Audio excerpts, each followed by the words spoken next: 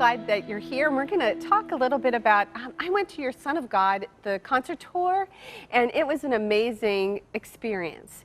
And I got to hear you speak, Dawn and I went, and one of the things you talked about, and you shared some of your testimony about some of the obstacles that you've had to overcome and some adversities. Would you like to talk a little bit about that? Yes, and one of the things I suppose that is unique about my story is that I suffer from a speech impediment known as stuttering, which makes what I do an odd vocational choice, I suppose, you know. But I imagined it would be an obstacle as I was growing up.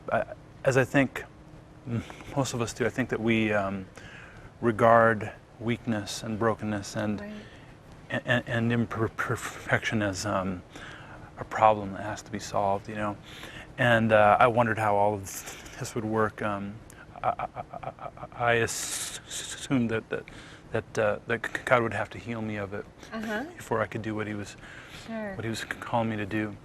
I actually believe that He's healed me through it, you know, and I've discovered it to be a great gift in my life. It's been a good teacher in my life, a constant reminder of how it's in our weakness that His strength is perfected. And it's so encouraging to hear and hear about what you're sharing, because we all have adversities, and there's always challenges, and there might be some folks who think that God can't use them because they have some challenges or they're broken, and yet you demonstrate nightly by performing. And I have to say that I don't see you as a performer. I see you as a minister of music, and there's a difference because you really convey God's presence in your music, and that's really what ministry of music's all about. Yeah, you know, and I think you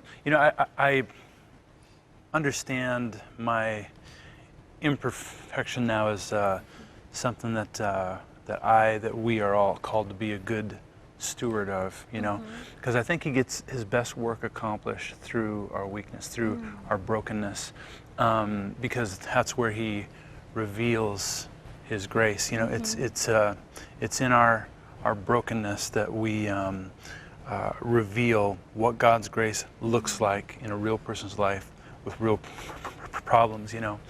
And somewhere along the way, we were tempted by the idea that we have to, you know, appear that we have to have our act together, and we begin to hide our brokenness. And and this seems to especially happen in the church. We feel like we have to be careful with how much we reveal about our brokenness. But when we hide our brokenness, what we're really doing is hiding the grace of God. We're refusing to allow the people around us to see what His love looks like. And in so many ways, I believe that our weakness, our imperfection, is the best gift that we have to bring to the church. And that in that weakness, you know, it says we are made strong through His grace, and that we cry over what God cries about. And I feel like you're not only a singer, but you're a songwriter, and a lot of your music conveys how God cries over. He hurts when we hurt, and He wants to use us as a broken vessel, but we become a vessel of honor. And I think that's remarkable, how you convey and what you share. That's really great. Oh, thank you very much. Yeah, you know, I think we can become so anxious over our brokenness, and it's my hope to remind people, because I need reminding all the time, you know, that it's our brokenness that makes us a safe place for each other. You know, like the worst things that you've gone through, that I've gone through, whether it's divorce or addiction or depression or failure or anything that we go through, uniquely equips us to be able to bring His grace to other people going through the same thing. Wow. And I love that because it reminds me, that that loss and pain, they don't get to have the last say over our lives. Absolutely, that's great. But that if we message. keep bringing all that brokenness before the Lord, He takes it, He transforms it into something beautiful called our ministry, our testimony. That's great. And He makes it so that the wounds that we receive, that if we bring it to Him, they don't harden into scars, but instead they become a source of healing for those around us. That's great. That's and great. I love that I get to bring that message. Oh, and you have been in the ministry for a number of years. Yeah. You had a dramatic conversion. You said when you were 15, you accepted Jesus as your Savior, or 15, and you've worked in youth ministry, and then all that. you were called into actual full-time ministry. But you seem so young, so I know that it can't be. Not that young.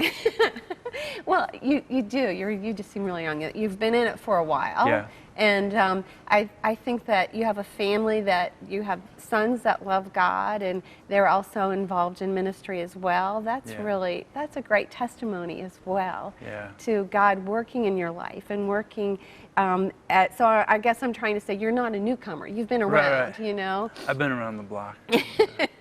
I'm usually the oldest one on a tour now these days. Oh, you are? I'm usually the oldest one on the bus. Well, I know you're probably the tallest. I am the tallest. He's 6'6", so I know that you're probably for sure the tallest. But I don't know if you'd be the oldest. Maybe you would just be around. They would all be sharing with you, right? Yeah, right. No, I'm definitely the oldest usually on the tour. So.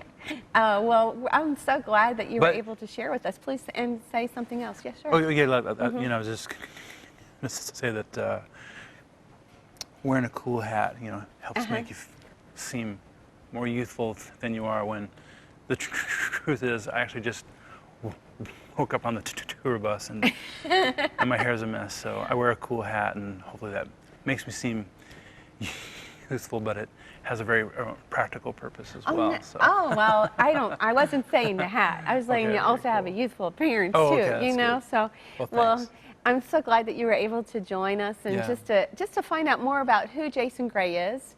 I want to thank you for coming, and I look forward to hearing more about your music and your ministry. Yeah, thank you very much. Thank you.